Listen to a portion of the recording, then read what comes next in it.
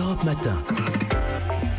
Europe 1, 7h43, figure libre, Patrick Cohen. Vincent Hervouette, le général Aoun est à Paris aujourd'hui, le président du Liban en visite officielle. Première visite d'État du mandat d'Emmanuel Macron.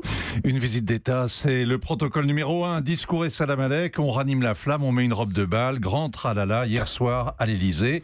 Et ça tombe bien que ce soit le président du Liban qui inaugure les visites officielles de ce quinquennat. Bon. Pourquoi ?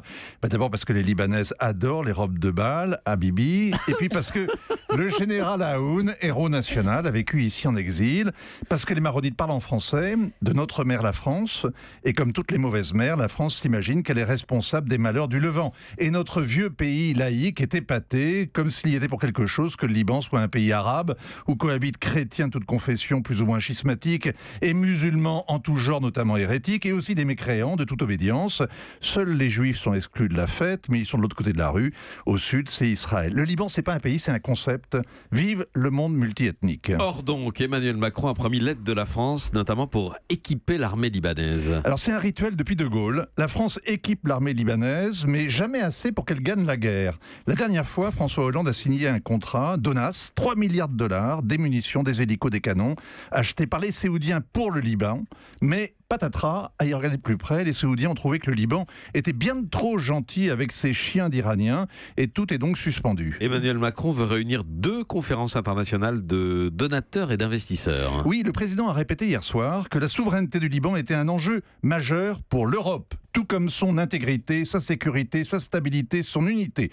Alors ce sont des exorcismes, des phrases creuses, car l'État au Liban n'est pas uni mais otage de ses clans, pas stable mais entre deux guerres, pas souverain mais à la merci de ses voisins. Il y a 1,5 million de réfugiés syriens à bord, et le Hezbollah, comme un État dans l'État, c'est lui qui a fait le président Aoun, et maintenant que les miliciens chiites ont fait la peau aux rebelles sunnites en Syrie, eh bien ils s'apprêtent à rentrer au pays, plus fort que jamais, et c'est là que les attendent les Israéliens. L'État libanais colonisé par le Hezbollah n'échappera pas à la guerre. Michel Aoun fait semblant de demander de l'aide. Emmanuel Macron fait semblant de la lui accorder. La politique arabe de la France est un théâtre d'ombre. Vincent Hervouette. Hélène ?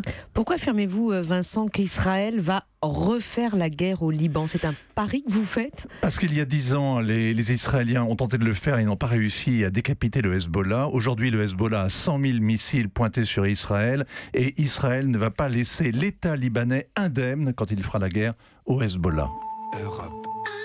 Europe 1.